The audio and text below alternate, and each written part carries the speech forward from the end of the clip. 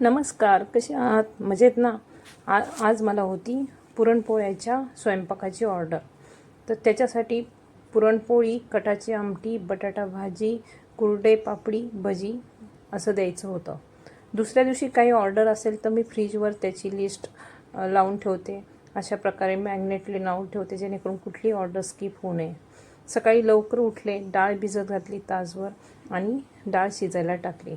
मी डाळ पातेल्यातच शिजवते जेणेकरून त्याच्यावरचा कट काढता येतो आणि आमटीही चांगली होते म्हणून. तर आज थोडक्यात मी तुम्हाला दाखवणार आहे फक्त कटाच्या आमटीची रेसिपी. मी खोबरं नेहमी खिसून फ्रीजला ठेवून देते. त्यातलं खोबरं घेतलं, कांदा चांगला ब्राऊन रंग होईपर्यंत उभा चिरलेला कांदा परतून घेतला.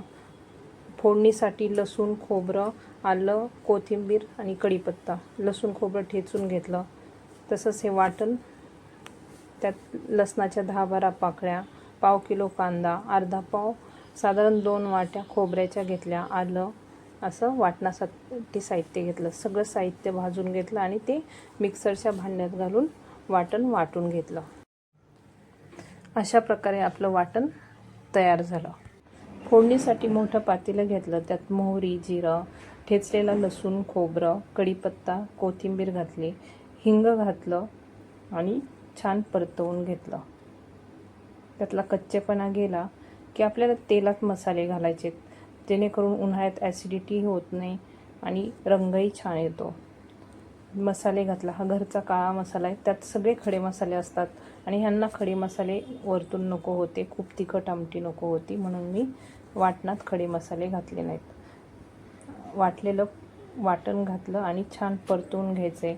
तेल सुटेपर्यंत चांगलं परतून घेतलं आणि आपला मीठ टाकलं. चांगलं परतवून दिलं. कच्चा मसाला राहिला नाही पाहिजे. छान परतून घ्यायचं आहे आणि त्यात आपलं सार किंवा कट. त्यात मी 1 पळीभर डाळ पण ठेवली होती, ती पण घातली आणि गरम पाणी घालायचं आहे. हलवून घ्यायची, उकळी येऊन द्यायची. नंतर कोथिंबीर घालायची. झाली आपली कटाची आमटी तयार.